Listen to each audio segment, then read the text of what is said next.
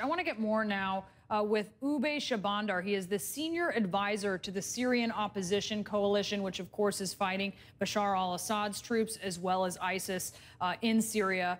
And you certainly want to see President Obama order airstrikes in Syria, right? Absolutely. We believe that it is both in American national security interests and in the interest of the Syrian people who are actively fighting ISIS, for the U.S. government, for the White House, to actively make a decision to immediately begin airstrikes against ISIS positions and their headquarters in Syria. How can the U.S. do that without, as a side effect, really improve the situation for the Assad regime?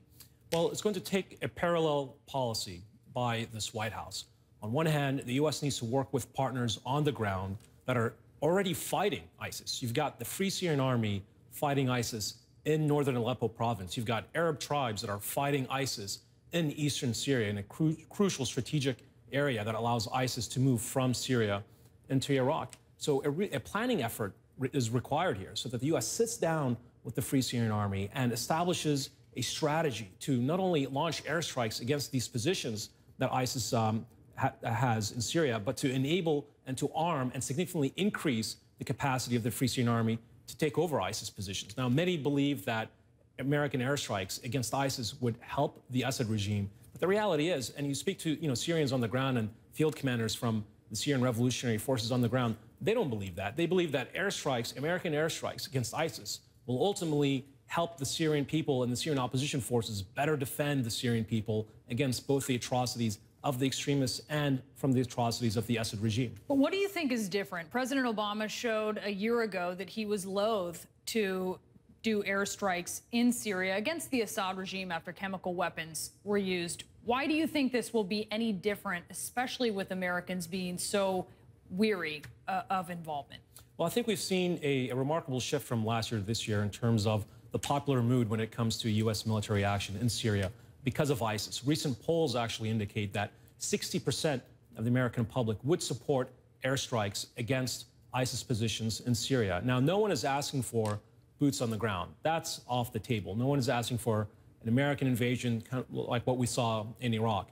We're seeing many senior members in Congress saying for the first time that ISIS is an existential threat, that the Assad regime, is part of that problem, that the Assad regime enabled ISIS to grow, and that it is time for the U.S. to seriously take a look at military intervention and military power in Syria against ISIS and in support of the Free Syrian Army. I want to have you take a look at some video that we have. This is video of Bashar al-Assad, his forces bombing civilians. If President Obama pursues airstrikes against ISIS, should he also pursue them against the Assad regime? Well, interestingly enough, we saw the U.S. ambassador to the UN, Samantha Powers, just the other day state that the Assad regime is dropping 260 barrel bombs a month on civilians. Now, this is an Assad regime that's dropping barrel bombs on civilians and not fighting ISIS. I think that any military action against ISIS needs to take into consideration that the Assad regime is doing this type of thing. And these type of attacks, these indiscriminate attacks against civilians, against apartment buildings, against bakeries, against schools, only fuel the chaos and will only enable ISIS to grow in power. So any military action really needs to be comprehensive in scope. Aside from airstrikes, what do you want to see the U.S. do to help the Syrian rebels? The U.S. can significantly increase military aid, both in quantity and quality. Now, we've seen some success stories on that front. The TOW missiles, which are originally from U.S. stocks, they're anti-tank guided missiles. They've helped the moderate Syrian Revolutionary Forces, the freedom fighters on the ground, in defending the civilian populace from Assad. The U.S. needs to take a serious look at that policy and expand the scope of not only the type of military equipment, but the quantity, very similar to what the U.S. did in northern Iraq with the Kurdish security forces. When it came time to come to their support, the Kurdish security forces received emergency American military aid, and that's exactly what we need in Syria today for the Free Syrian Army to fight ISIS. Ube Shabandar, thank you so much for being with us, advisor to the Free Syrian Army. Really appreciate it.